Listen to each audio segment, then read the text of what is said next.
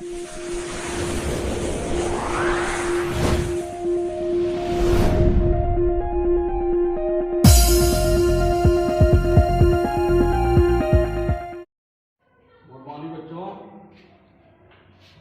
कि आज का टॉपिक हम लोगों का है थर्मल एक्सपेंशन, ठीक है, ऊष्मीय प्रसार, क्लास 11 NCERT। इसके तहत हम लोग देखेंगे थर्मल एक्सपेंशन, ऊष्मीय प्रसार। तो थर्मल एक्सपेंशन ऊष्मीय प्रसार का जो फर्स्ट टॉपिक है वो हम देखेंगे ताप तथा ऊष्मा में रिलेशन। ताप तथा ऊष्मा में रिलेशन यानी टेम्परेचर एंड हीट। तो हम यदि देखें टेम्परेचर एंड हीट,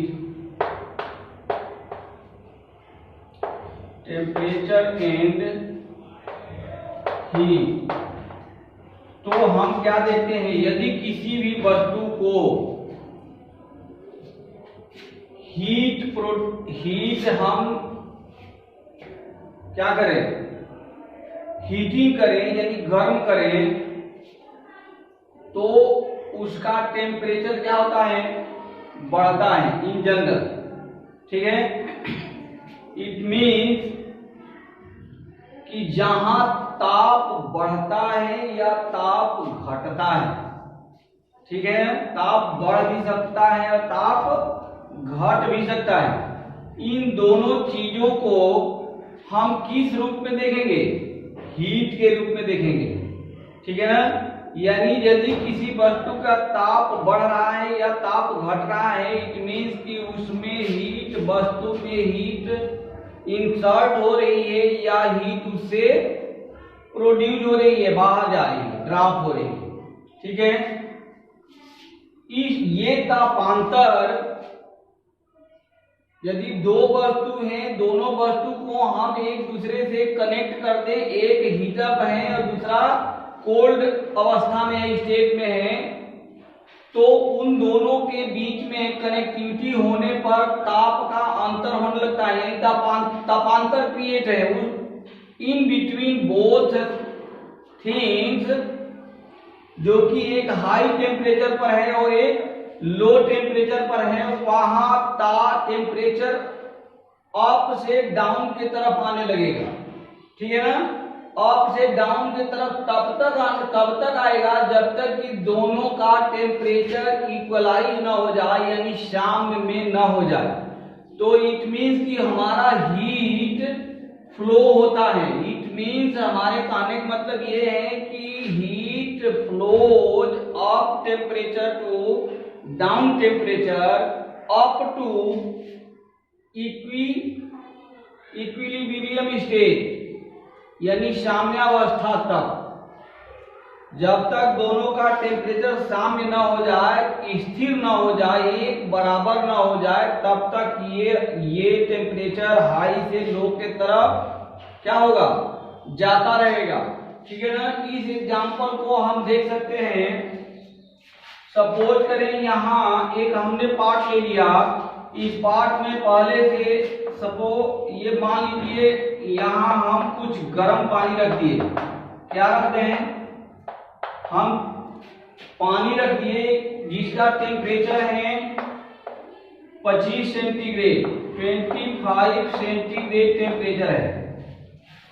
और सेकेंड हाफ में, ये फर्स्ट हाफ मान लें, first half of volume, second half में हम यदि कोल्ड वाटर ले रहे हैं, यानी अलग टेम्परेचर के वाटर ले रहे हैं, like 15 degree centigrade, 15 degree centigrade, तो क्या होगा, यहाँ से हीट नीचे से ऊपर जाना शुरू होगा और ये इसका टेम्परेचर राइज करेगा, बढ़ने लगेगा, ठीक है ना। लेकिन ये कब तक बढ़ेगा, जब तक कि दोनों का टेम्परेचर इक्वलाइज ना हो जाए। यदि दोनों का वॉल्यूम इक्वल क्वांटिटी में है तो ये सिंपल सी बात है कि दोनों का temperature up to 20 degree centigrade होने तक ये हीट नीचे से यानी गर्म, ये जो पोर्शन गर्म है वहां से कोल्ड पोर्शन में जाएगा।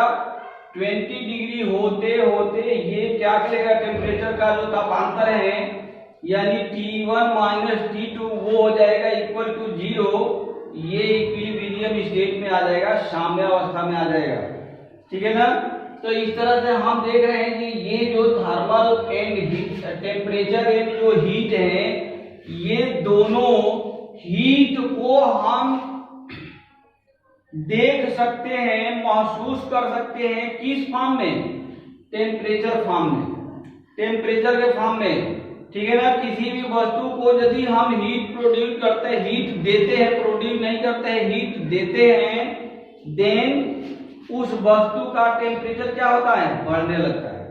तो ये माइंड में हमेशा रखिए। ये जो अभी हम एग्जांपल लिए थे, ये आगे के इसी चैप्टर में आगे इसका कुछ न्यूमेरिकल भी मिलेगा, बहुत सारे इस पर क्वेश्चन होंगे।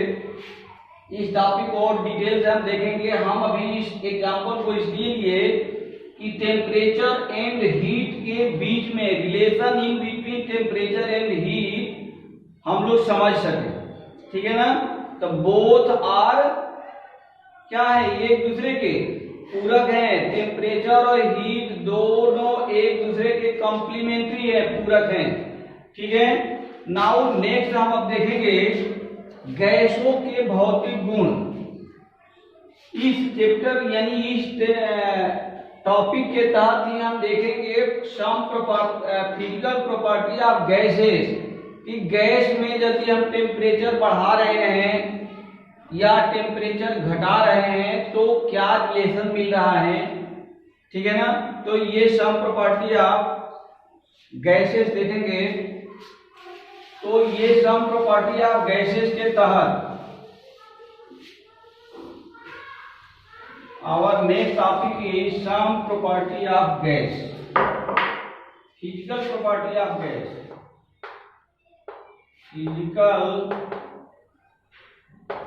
Property of gases. तो ये यदि हम देखें तो इसमें एक आता है आदर्श गैस, एक शब्द आता है आइडियल गैस, आदर्श गैस। सबसे पहले हम ये समझ लें कि आइडियल गैस क्या क्या होता है। तो वे गैस ठीक है ना, जो कि बायल्स चार्ल्स एंड गेलुसाक का गैसीय आयतन का नियम संबंधी नियम है, इन नियमों का पूर्णतः पालन करे, that is called ideal gas. तो उसे हम आइडियल गैस के रूप में मानते हैं। ठीक है। और यदि आइडियल गैस के रूप में मानते हैं तब हम देखें कि बायल्स लॉ क्या है, चार्ल्स लॉ क्या है एंड गेलुसाक का गैसीय आयतन का नियम भी है, वो देखेंगे, वो भी देख लेंगे कि वो क्या है। तो सबसे पहला हमारा टॉपिक है बायल्स लॉ। ठीक है। तो फर्स्ट टॉपिक हम देखेंगे बायल्स लॉ।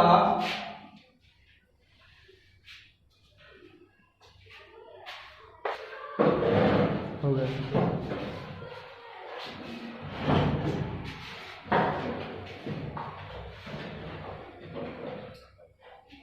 ये हमारे नंबर फर्स्ट जो हम आइडियल गैस के बारे में बताए कि ये तीनों नियम का जो पालन करे, दैट गैस, उस गैस को हम आइडियल गैस मानते हैं, आदर्श गैस मानते हैं, आदर्श गैस। ठीक है ना। ये पोर्शन हम लोग केमिस्ट्री में भी पढ़ रखे होंगे। ठीक है। ये केमिस्ट्री में भी आयतन संबंधी ऐसे कुछ हैं, वो गैसों का आयतन संबंधी नियम, उस वहां भी इस टॉपिक को हम लोग पढ़ते हैं। तो यहाँ हम पढ़ेंगे बायल्स लॉ। बायल्स साहब ने बोले थे कि निश्चित संहति का आयतन, ठीक है, निश्चित संहति का आयतन, संहति यानी द्रव्यमान, निश्चित द्रव्यमान का किसी गैस का आयतन यदि उसके सिरों का टेम्परेचर न बढ़ाया जाए, सिरों का टेम्परेचर न बढ़ाया जाए, यानी एक क्रॉस टेम्परेचर बढ़ाया ना जाए, ठीक है ना। तो आयतन उनके दाब के, यानी उस गैस के दाब के क्या होता है, क्या हो जाता है, उस गैस के दाब के इनवर्सली प्रोपोर्शनल होता है। ये जो अभी हम बात बोल रहे हैं ये समझना है, ये याद नहीं करना है, ठीक है। हमने बोला कि किसी गैस, यहां मान लें कि एक पार्ट में हमने गैस ले लिया है, ये गैस भरा हुआ है, ठीक है, जिसका निश्चित संहति का आयतन, यानी निश्चित द्रव्यमान का आयतन है ये, इसका आयतन हमने मान लिया V है। प्रेजेंट में यानी वर्तमान में इसका आयतन हमने मान लिया V है। हम कह रहे हैं कि इसके सिरों का टेम्परेचर बढ़ाना नहीं है, यानी ये जो सिस्टम है, सिस्टम का टेम्परेचर नहीं बढ़ने देना है, टेम्परेचर नहीं बढ़ने देना है। तो यदि टेम्परेचर बढ़ने नहीं देना है, ठीक है ना, हम इस पर लगा दिए ऐसे P, इस टाइप से हमने दाब लगाया है, ये दाब लगा दिया है, ये मूवेबल है, यानी ये जो हमारा हैंडल सा दिख रहा, ये पोर्शन इसमें ऊपर नीचे खिसक सकता है, ये यदि मूवेबल है, खिसक सकता है, इट मीन्स कि हमारा जो आयतन है ये बढ़ भी सकता है और घट भी सकता है। यदि हम इसको दबा दें यानी प्रेशर को बढ़ा दें तो हमारा वॉल्यूम क्या हो जाएगा, कम हो जाएगा, आयतन कम हो जाएगा ना। यदि हम दाब बढ़ा देंगे तो आयतन कम हो जाएगा, और यदि आयतन को हम बढ़ने दें तो दाब क्या होता जाएगा, कम होता जाएगा। आयतन कब बढ़ेगा, जब इसको हम कम करते जाएं। यदि हम दाब को बढ़ा दें, अभी प्रेजेंट में इस पर P लगा हुआ है, दाब हमारा क्या है, दाब यानी प्रेशर P लगा है, आयतन कितना है, V है। हम टेम्परेचर को चाह रहे हैं कि टेम्परेचर हमारा न बढ़े। टेम्परेचर कब बढ़ता है, किसी चीज को टेम्परेचर, किसी भी सिस्टम का, किसी भी निकाय का टेम्परेचर बढ़ने का रीजन क्या है, टेम्परेचर बढ़ने का रीजन ये है, जब मान लो सिंपल सा एक एग्जांपल हम ले लें, कोई भी बच्चा है, ठीक है ना, पढ़ने के लिए उस बालक को गार्जियन दरवाजे पर डंडा लेके खड़ा है कि तू आज तेरा मरम्मत हम करके रखेंगे, आज तेरा जो दिमाग काम नहीं कर रहा वो दिमाग का ठिकाना हम लगाएंगे, जो इधर उधर भागने के चक्कर में है, जो मौज मस्ती ले रहा है, तो आज हम इलाज करेंगे। तो वो यदि वहां गेट, यदि उस कमरे का गेट एक ही है, उसी गेट से निकल के उसको मौज मस्ती करने जाना है, मान लिया जाए, तब तो वो गेट पर जा नहीं सकता, क्योंकि वहां डंडा लेके वो खड़े हुए हैं। और वो यदि अंदर कमरे में, और क्या होगा, उसके दिमाग का टेम्परेचर बढ़ेगा, क्योंकि दोस्त उसको टाइम दे रखे हैं पार्टी करने के लिए, उसका उसके दिमाग का टेम्परेचर बढ़ता जाएगा ना, सिंपल सी बात है। लेकिन यदि उस कमरे में, उस मकान में दूसरा कोई रास्ता ऑप्शनल हो तो वो वहां इंतजार करेंगे, तब तक पता चले जब वो दूसरे गेट से निकल के अपना लम्बी ले लिया है, वो अपना पार्टी करने गया, वो इंतजार कर रहे हैं 1 घंटा, चलो इसी में बैठा है ना, वो तो पार्टी करने गया, तो उसके सिरे का, बालक के सिरे का जो एक टेम्परेचर है, यानी हेड का टेम्परेचर है, वो बढ़ेगा क्या, नहीं बढ़ेगा ना, क्योंकि जो भी टेम्परेचर बढ़ता, दाब यहां से बढ़ रहा है, तो उसके सिरे का, उसके हेड का टेम्परेचर क्यों नहीं बढ़ा, इसलिए नहीं बढ़ा कि आयतन बढ़ गया, एरिया बढ़ गया, उसको रास्ता मिल गया, एरिया बढ़ने का रास्ता मिल गया। तो ये यदि यहाँ ये मूवेबल पार्ट है, हम ये जो फिगर में मूवेबल पार्ट बना रखे हैं कि ये मूव कर सकता है, ये पिस्टन टाइप में, ठीक है ना। तो ये यदि इसको हम फिक्स कर दिए, तो ये यदि फिक्स कर दिए और यहां से हम हीटअप करना चाहें और इसको जगह मिल जाएगा, तो ये खिसक जाएगा, ऊपर खिसकता चला जाएगा। जब तक इसको जगह मिलेगा तब तक इसका टेम्परेचर बढ़ेगा नहीं, ठीक है ना। दूसरे फॉर्म में हम देखें तो यहां से यदि हम दाब बढ़ाना शुरू करें, यानी P की वैल्यू हम बढ़ाना शुरू करें, तो ये V की वैल्यू जो है ये घटना शुरू हो जाएगा, घटेगा ना, ये दबता चला जाएगा, नीचे की तरफ दबता चला जाएगा। तो ये बायल साहब बोले थे कि एक क्रॉस टेम्परेचर, यानी उस निकाय का टेम्परेचर को यदि निश्चित कर दिया जाए, कांस्टेंट कर दिया जाए, तो उस निकाय पर लगने वाला दाब उसके आयतन के व्युत्क्रमानुपाती होता है। व्युत्क्रमानुपाती यानी इनवर्सली प्रोपोर्शनल टू होता है। इनवर्सली प्रोपोर्शनल टू हम लोग को खूब बढ़िया से पता है कि एक बढ़े दूसरा घट जाए, विद रिस्पेक्ट टू सेकेंड घटने लगे तो वो इनवर्सली प्रोपोर्शनल हो जाएगा। तो इस तरह से हम देखें तो ये हमारा फार्मूला के फॉर्म में लिखा जाएगा P inversely proportional to V, यानी P अनुक्रमानुपाती प्रोपोर्शनल टू 1/V, या हम लिख सकते हैं R, हम ये भी लिख सकते हैं RV प्रोपोर्शनल टू 1/P, दोनों एक ही बात, बोथ आर इक्वल, एक ही चीज है, ठीक है ना। यहां से ये यदि साइन हम हटाना चाहें प्रोपोर्शनल का, तो हम लिखेंगे PV is equal to C, एक कांस्टेंट से हमने क्या कर लिया, गुणा कर लिया। PV is equal to C का मीनिंग ये है, जो इसको हम इस तरह से भी देख सकते हैं, इस इक्वेशन को हम देख सकते हैं ऐसे, P1 V1 is equal to P2 V2 is equal to C, यानी प्रेशर P1 पर यदि हमारे निकाय का यानी सिस्टम का आयतन, निश्चित द्रव्यमान का आयतन V1 है, P2 टेम्परेचर पर V2 है, ठीक है ना। तो ये P1 V1 is equal to P2 V2 is equal to P3 V3 is equal to so on is equal to constant, वो नियत होगा, ठीक है। तो ये हमारा बायल साहब ने बोला का नियम था, बायल साहब ने बोला था।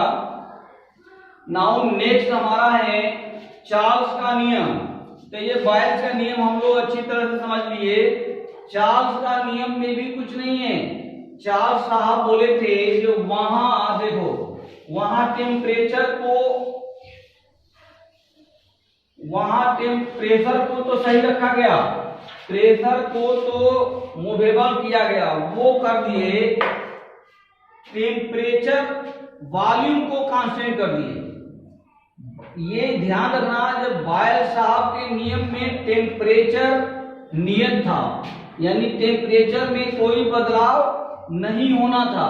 तो यदि टेम्परेचर में कोई बदलाव नहीं होना था तो दो चीज हमारे पास बचा, प्रेशर और वॉल्यूम। तो प्रेशर और वॉल्यूम इनवर्सली प्रोपोर्शनल टू का रिलेशन हमें दिखा। अब हम देखेंगे अकॉर्डिंग टू चार्ल्स लॉ बोले थे, अकॉर्डिंग टू चार्ल्स साहब ने बोला था, क्या बोला था,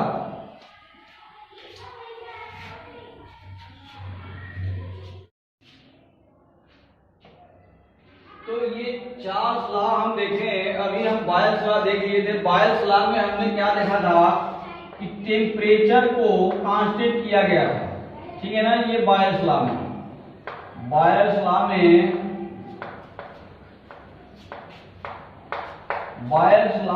टेम्परेचर को कांस्टेंट कर दिया गया था। लेकिन यहाँ जो चार्ल्स लॉ देखेंगे, चार्ल्स लॉ में टेम्परेचर नहीं बल्कि प्रेशर को कांस्टेंट करेंगे, प्रेशर को कांस्टेंट कर देंगे, यानी प्रेशर जाएगा, प्रेशर गोज टू कांस्टेंट, ठीक है।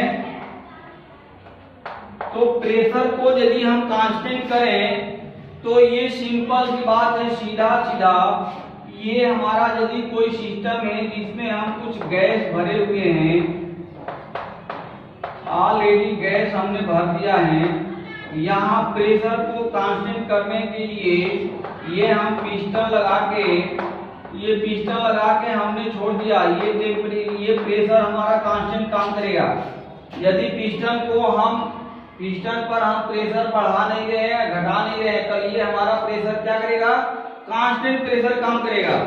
ये यदि हमारा वॉल्यूम V है, इनिशियल वॉल्यूम V है, और यहाँ से या V1 है, मान लें V1 है, यहाँ से हीट देना हम चालू करें तो क्या देखने को मिलेगा, इसका टेम्परेचर बढ़ेगा। और टेम्परेचर यदि बढ़ेगा तो टेम्परेचर बढ़ने के साथ साथ इसका जो वॉल्यूम है वो बढ़ के खिसकता हुआ नजर आएगा। यानी ये पिस्टन यदि हमारा मूवेबल है तो ये पिस्टन चला जाएगा ऊपर, पिस्टन हमारा क्या हो जाएगा, ऊपर की तरफ खिसक जाएगा। यानी वॉल्यूम हमारा रेज होके V1 से V2 मिलेगा। ठीक है ना। इट मींस कहने का मतलब ये है कि टेम्परेचर वर्सेस वॉल्यूम यदि हम देखें तो यहाँ रिलेशन क्या है, प्रोपोर्शनल रिलेशन होता है। यानी यदि टेम्परेचर बढ़ रहा है तो प्रेशर भी, वॉल्यूम भी बढ़ रहा है, क्योंकि रिमेन प्रेशर कांस्टेंट, हमें प्रेशर को कांस्टेंट रखना ही रखना है according to the Charles law. तो यदि हम प्रेशर कांस्टेंट कर रहे हैं तो ये V प्रोपोर्शनल टू T हो गया, या यहाँ से हम इक्वल टू करें तो ये हो जाएगा V divided by T equal to constant. ठीक है। तो ये अकॉर्डिंग टू द हमारा चार्ल्स लॉ हो गया। और according to the Boyle's law हम देखे थे वो क्या था, P inversely proportional to V, यही था ना। या V, या यहाँ से हम देखें तो V लिख सकते हैं V inversely proportional to P। इन दोनों को हम यदि मर्ज कर दें, इन दोनों को क्या करें, इक्वेशन नंबर फर्स्ट हम यदि इसको रखते हैं, इक्वेशन नंबर सेकंड इसको रखते हैं, तो ये हमारा क्या हो जाएगा, यहाँ से हो जाएगा V proportional to T by P होगा, या यहाँ से हो गया PV प्रोपोर्शनल टू T, या यहाँ से R हम लिख सकते हैं PV is equal to RT। ठीक है ना। R हमारा सार्वत्रिक गैस कांस्टेंट है, R यूनिवर्सल गैस नियतांक कहलाता है। R इज क्या कहलाता है, सार्वत्रिक गैस कांस्टेंट, यानी यूनिवर्सल गैस कांस्टेंट है। यानी यहाँ से हमें फार्मूला मिल गया, ये फार्मूला हमें जो मिला, ये फार्मूला हो गया PV divided by T equal to R। ठीक है ना। इसको हम फार्मूला के रूप में यूज कर सकते हैं, P1 V1 divided by T1 is equal to P2 V2 divided by T2। ये किसी सिस्टम के लिए, किसी निकाय के लिए, आदर्श गैस के किसी भी निकाय के लिए हमें ये दोनों लॉ लागू करने पर, यानी बॉयल्स एंड चार्ल्स लॉ को मर्ज करने पर हमें जो फार्मूला फाइंड आउट हुआ वो क्या मिला, P1 V1 upon T1 is equal to P2 V2 upon T2 is equal to R, यानी सार्वत्रिक गैस कांस्टेंट। ठीक है। नाउ आवर थर्ड लॉ, तीसरा जो लॉ होगा वो दाब का नियम है, प्रेशर लॉ ऑफ प्रेशर। तो दाब का नियम यदि हम देखें तो दाब का नियम, दाब के नियम में हम चले तो यहाँ टेम्परेचर को, दाब वॉल्यूम को कांस्टेंट कर दें, और ये हम यहाँ लिख ले law of pressure, law of pressure. Law of pressure में हम देखें तो ये हमने यदि एक सिस्टम ले लिया, इसमें हमने गैस को फिलअप कर दिया।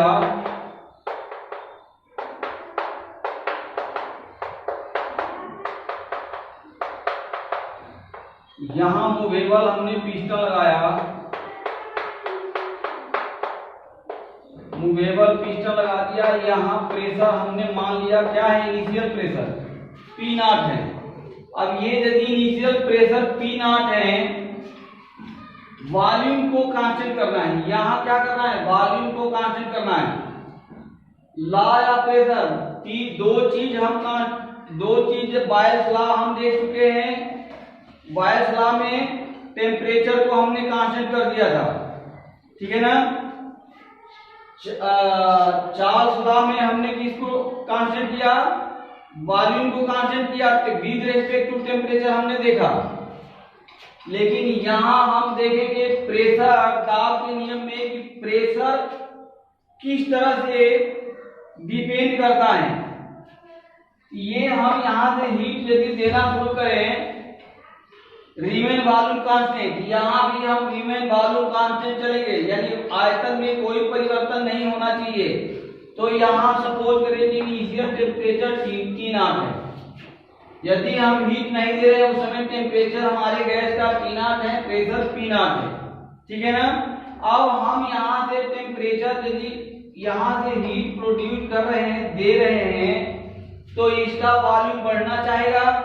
यदि सिस्टम का वॉल्यूम बढ़ना चाहेगा लेकिन हमें बढ़ने नहीं देना है, तो हम क्या करेंगे, यहाँ प्रेशर को बढ़ाते जाएंगे, P1, P2, P3 as so on, ये बढ़ाते जाएंगे। और ये जो हमारा प्रेशर हम बढ़ाते जाएंगे ताकि टेम्परेचर हमारा तो बढ़े लेकिन वॉल्यूम न बढ़े। तो इस कंडीशन में हम प्रेशर और टेम्परेचर का रिलेशन यदि देखना चाहें तो मान लें कि up to temperature T temperature तक हम यदि गर्म कर रहे हैं, तो ये फाइनल प्रेशर जो हमें मिल रहा है, लगाना पड़ रहा है, वो कैपिटल P लगाना पड़ रहा है। तो ये P इस टेम्परेचर से कैसे रिलेट होगा, तो ये हम देख रहे हैं कि pressure P equal to initial हमारा प्रेशर क्या था, P0 था, प्लस इसमें हम कुछ न कुछ थोड़ा प्रेशर बढ़ाते गए हैं विद रिस्पेक्ट टू टेम्परेचर, तब हमें ये मिला है जाके कैपिटल P मिला है ना।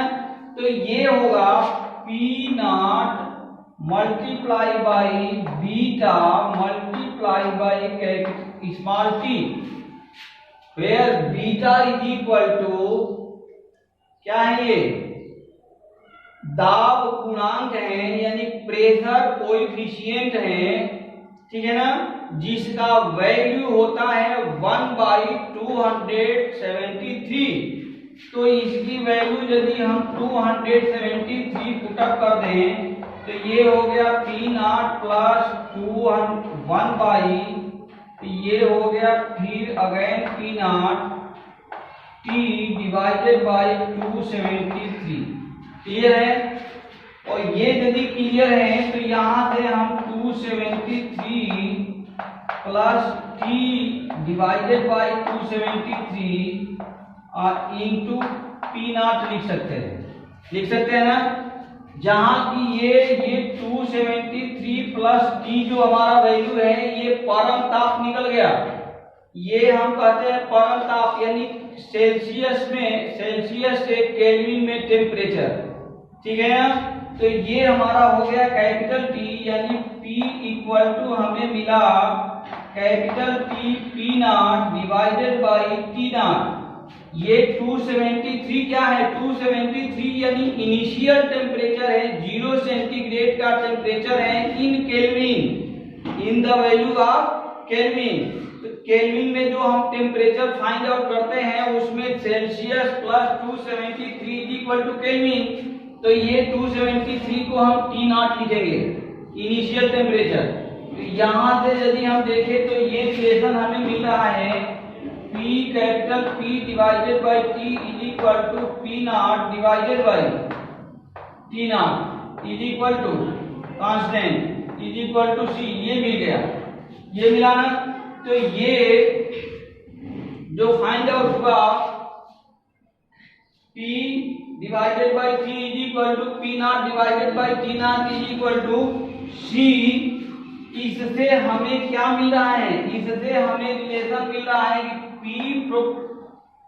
Proportional to T, P proportional to T, यानी प्रेशर परम ताप के अनुक्रमानुपाती होता है, प्रोपोर्शनल होता है।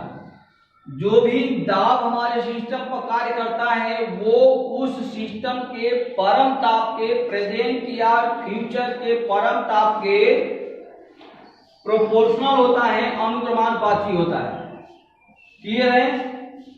तो इस तरह से हम ये रिलेशन भी याद रखें कि T equal to 273 plus T centigrade. अब ये जो आएगा ये केल्विन में आ जाएगा। ये वैल्यू हमारी क्या कहलाती है, केल्विन कहलाती है, यानी परम ताप इन केल्विन। परम ताप को केल्विन में ही हम डिनोट करते हैं, मेजरमेंट करते हैं। क्लियर है? तो इस तरह से हमने देखा फिजिकल प्रॉपर्टी ऑफ गैसेस।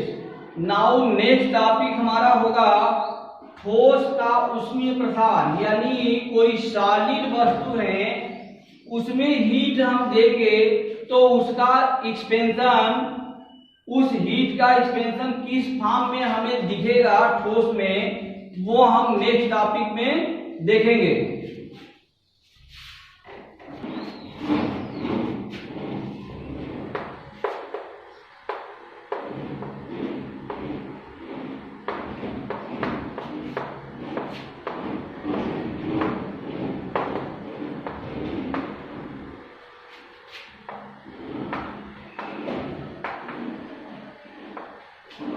दिख रहा है? चलो बोलो।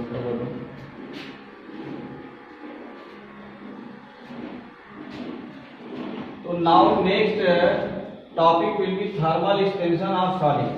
ये थर्मल एक्सपेंशन ऑफ सॉलिड जो हम देखेंगे ये तीन फॉर्म में देखेंगे।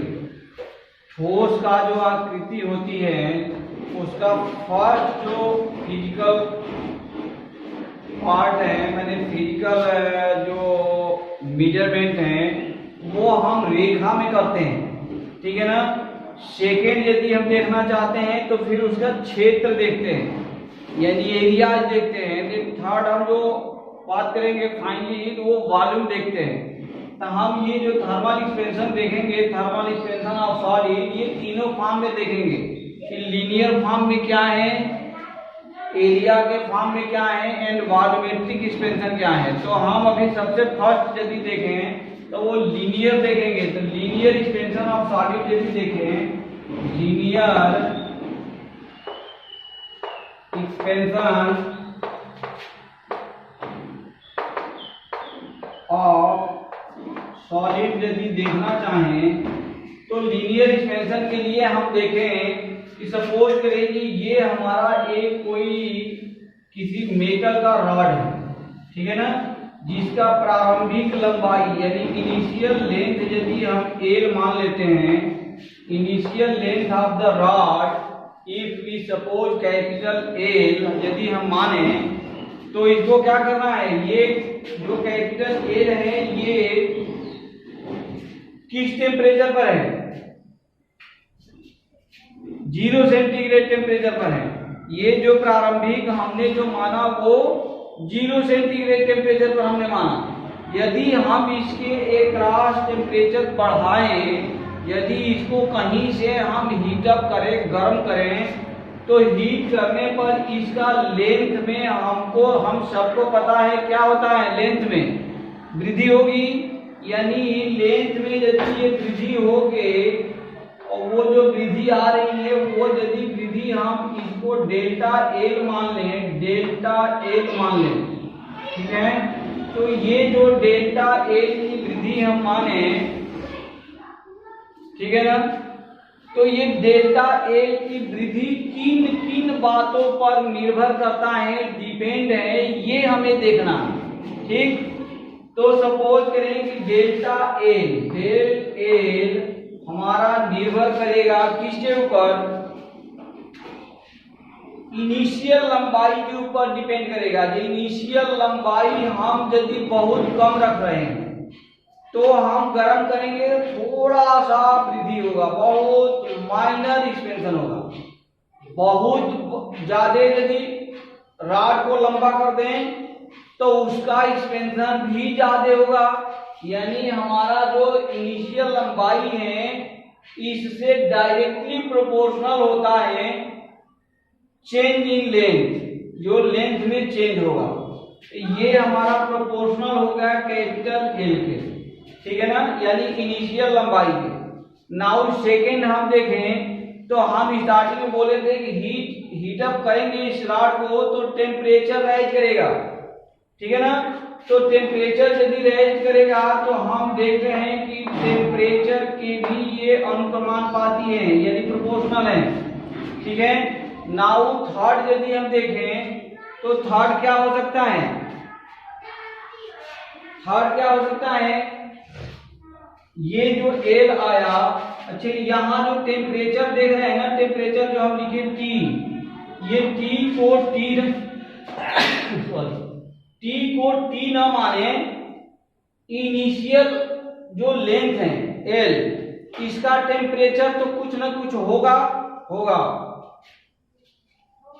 फाइनल जो डेल एल के कंडीशन पर, डेल एल के पोजीशन पर यदि हमारा रॉड की लंबाई हो रही है, लेंथ ऑफ द रॉड हमारा डेल एल इंक्रीज हो जा रहा है, इस समय का टेम्परेचर हम यदि देखें तो ये मान लो कि T2 है और ये इनिशियल का टेम्परेचर हमने मान लिया T0, ठीक। तो फाइनली टेम्परेचर कितना रेज हुआ तो वो क्या निकलेगा, डेल्टा टी निकलेगा, del T is equal to T2 minus T0 या T1 माइनस T0, यदि हम इसको T1 मान लेते हैं, ठीक है। तो T1 माइनस T0 हो गया। तो यहाँ डेल्टा टी के ऊपर भी हमारा चेंज इन लेंथ जो रेज हो रहा है वो टेम्परेचर के ऊपर भी डायरेक्टली प्रोपोर्शनल है, क्लियर है। अब नाउ थर्ड यदि हम देखें तो ये प्रोपोर्शनल का साइन है, इस प्रोपोर्शनल का साइन हटा के यदि हम इक्वल टू लिखेंगे तो एक कोएफिशिएंट से मल्टीप्लाई हो जाएगा, यहाँ लिखेंगे O R del L equal to alpha L into delta T, ठीक है। ये अल्फा है, ये ध्यान रखें, ये हमारा अल्फा है, यानी ये टेम्परेचर कोएफिशिएंट है, ये कोएफिशिएंट है।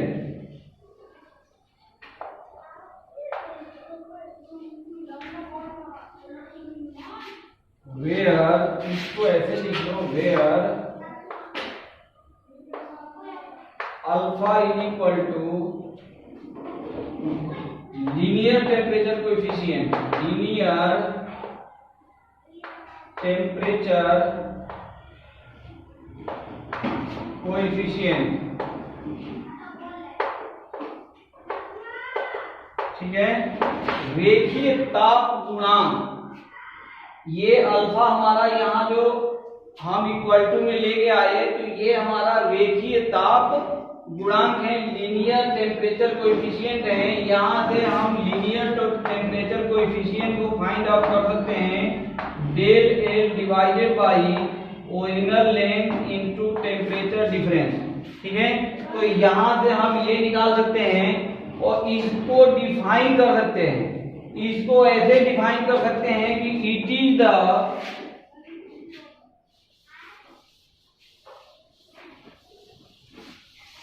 अब यदि इस फार्मूला में ये जो हमारा लीनियर टेम्परेचर कोएफिशिएंट है, यहाँ यदि हम तापांतर को 1 डिग्री सेंटीग्रेड कर दें, ठीक है ना, तो 1 डिग्री सेंटीग्रेड कर देंगे तो ये क्या है, ये रेशियो है change in length to initial length का अनुपात ही है ये, ठीक है ना। यानी linear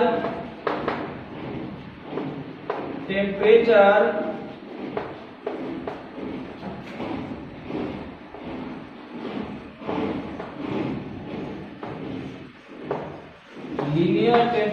coefficient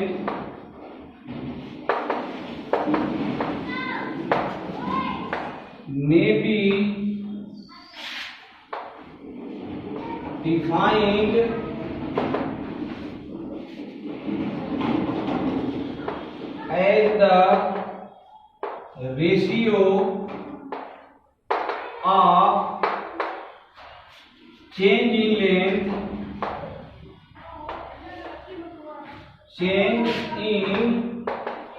length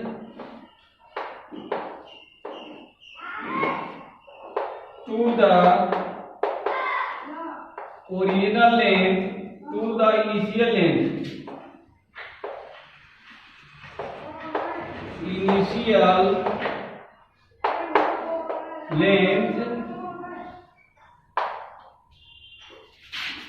if temperature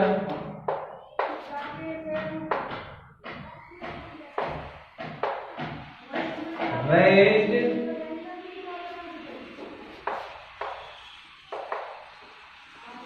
1 degree centigrade 1 degree centigrade.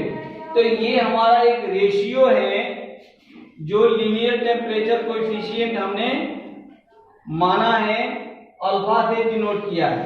ठीक है, तो यहाँ से अल्फा इज इक्वल टू, ये हमारा फार्मूला, यहाँ से फार्मूला मिल गया। लीनियर टेम्परेचर कोएफिशिएंट यदि फाइंड आउट करना है तो by using this formula we can calculate the linear coefficient, temperature coefficient alpha और चेंज इन लेंथ भी निकाल सकते हैं, या ओरिजिनल लेंथ निकाल सकते हैं, या टेम्परेचर डिफरेंस भी निकाल सकते हैं according to the given question. ठीक है ना, क्वेश्चन जो दिया रहेगा उसके डाटा के अनुसार। Now our next topic will be जो लीनियर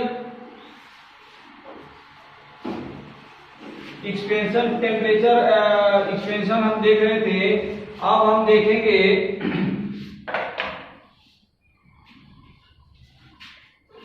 नेक्स्ट होगा क्षेत्रीय प्रसार गुणांक। क्षेत्रीय प्रसार गुणांक यानी coefficient of super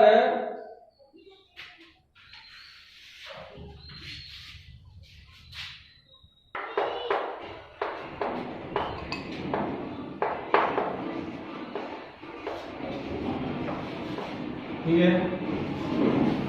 now next है हमारा कोएफिशिएंट ऑफ सुपरफिशियल एक्सपेंशन यानी क्षेत्रीय प्रसार गुणांक। तो सबसे पहले हम इसको ये चेक करके लिखते हुए चले कि इसे डिनोट किससे करते हैं।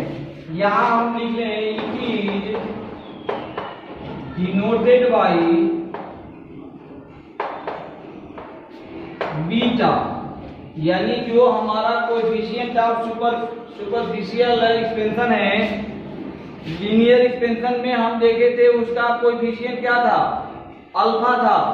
यहां हमेशा याद रखें यदि क्षेत्रीय प्रसार गुणांक है तो इसे डिनोट करते हैं बीटा से, it is denoted by beta. अब बीटा को देखेंगे कि बीटा की वैल्यू किस तरह से फाइंड आउट हो सकता है। और मान लें हम बीटा की वैल्यू फाइंड आउट करने के लिए ये ओरिजिनल हमने 1 मीटर का या 1 यूनिट लेंथ का कोई एक स्क्वायर शेप ले लिया। 1 मीटर, चलो मीटर ही मान लो, 1 मीटर 1 मीटर, हमने 1 मीटर लेंथ का एक स्क्वायर शेप ले लिया। इस स्क्वायर शेप सॉलिड ले लिया। इसको यदि हम हीटअप करेंगे, इसको क्या करें, हीटअप करें, तो इसको हीटअप करेंगे तो इसमें प्लस अल्फा यानी इसका रेखीय प्रसार गुणांक हो जाएगा। रेखीय प्रसार गुणांक होगा ना, यानी हर एक आर्क से क्या होगा, अल्फा अल्फा अल्फा क्या हो जाएगा, अल्फा अल्फा का वृद्धि हो जाएगा, वृद्धि हो जाएगा ना। ओरिजिनल इसका यदि हम एरिया देखें, इनिशियल एरिया, तो इनिशियल एरिया हमारा यूनिट है 1 है, 1 मीटर स्क्वायर यानी 1। लेकिन यदि हम एरिया चेंज इन लेंथ देखें, चेंज इन एरिया, तो चेंज इन एरिया देखें यानी डेल ए, डेल्टा ए हम निकालना चाहें तो ये क्या हो जाएगा, 1 प्लस अल्फा का स्क्वायर माइनस 1, ये मिलेगा ना, ये हमारा मिल जाएगा डेल्टा ए। ठीक है, और ये डेल्टा ए किन किन बातों को डिपेंड करेगा वो हम देखेंगे। तो ये डेल्टा ए यदि डिपेंड, अच्छे पहले ये कैलकुलेट करें, तो ये आ गया 1 plus alpha square plus 2 alpha minus 1, अब यहाँ यदि हम देखें तो ये 1 1 तो कैंसिल हो गया, यहाँ अल्फा स्क्वायर को हम निगलेक्ट कर देंगे, इसलिए कि अल्फा की वैल्यू बहुत छोटी होती है, तो उसका स्क्वायर करेंगे तो ये बहुत छोटी वैल्यू हो जाएगी, इसलिए हम इसको क्या करेंगे, निगलेक्ट कर देते हैं। तो इसको यदि हम निगलेक्ट कर दें तो डेल्टा ए इक्वल टू हमारा क्या मिल गया, 2 alpha. Delta A equal to क्या मिला, 2 अल्फा मिल गया, चेंज इन एरिया। अब यदि हम देखें बीटा की वैल्यू, तो बीटा की वैल्यू हमारा क्या होगा, delta A divided by original A into temperature difference, यही होगा ना, यही होगा। यहां से हम डेल्टा ए की वैल्यू क्या पुटअप करें, 2a पुटअप कर दें, और एरिया की वैल्यू क्या पुटअप करेंगे, 1 मीटर स्क्वायर यूनिट। और इस टेम्परेचर डिफरेंस को हम यदि एकांक सेंटीग्रेड का तापांतर मान लें, ठीक है, तो ये हमारा यहाँ से फाइंड आउट हो जाएगा, beta equal to 2 alpha divided by 1 metre square into 1 centigrade, यानी ये हमारा इक्वल टू आया 2 अल्फा। ये हमारा मिल गया relation between linear temperature coefficient to coefficient of superficial expansion, यानी अल्फा और बीटा में रिलेशन हमें मिल गया, ठीक है ना। नाउ अब हम देखेंगे volumetric expansion, coefficient of volumetric expansion. तो यदि हम इसी तरह से सिमेट्रिकली देखें,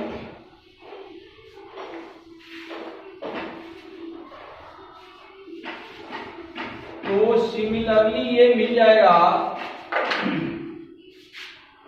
कोएफिशिएंट ऑफ वॉल्यूमेट्रिक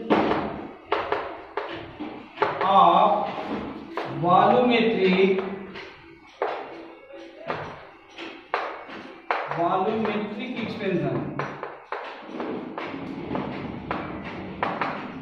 तो ये यदि हम देखें तो delta V it is denoted by, first we know that it is denoted by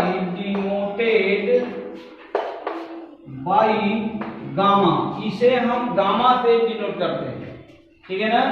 linear expansion को अल्फा से डिनोट करते हैं, सुपरफिशियल एक्सपेंशन को यानी क्षेत्रीय एक्सपेंशन को हम बीटा से डिनोट करते हैं, वॉल्यूमेट्रिक एक्सपेंशन को हम गामा से डिनोट करते हैं।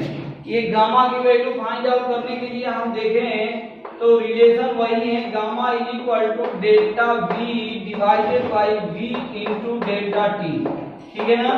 तो फार्मूला तो वही है, it is the ratio of change in volume to original volume remain 1 degree temperature difference एकांक तापांतर पर। तो एकांक तापांतर पर यदि हम देखना चाहें तो एकांक तापांतर पर ही देखेंगे।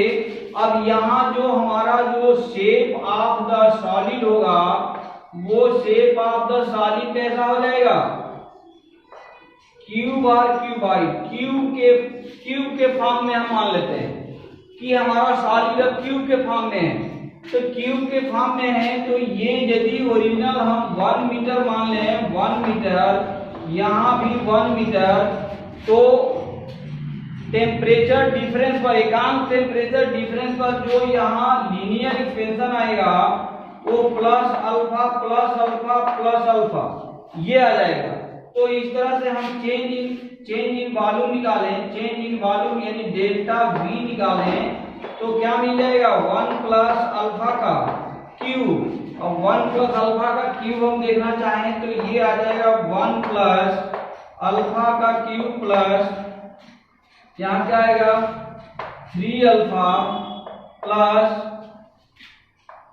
3 अल्फा स्क्वायर, यही आएगा ना, ये आएगा 1 plus alpha plus 1 plus alpha cube plus 3 alpha plus 3 alpha square.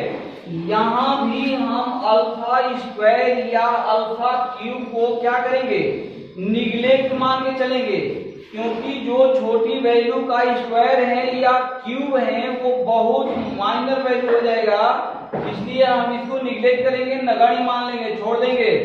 तो इस तरह से चेंज इन वॉल्यूम हम देखना चाहें, डेल वी देखना चाहें, तो डेल वी के लिए हम यहाँ क्या करेंगे, -1 यानी -1, क्योंकि ओरिजिनल वॉल्यूम को हम सब्ट्रैक्ट करेंगे तो चेंज इन वॉल्यूम हमें मिल जाएगा।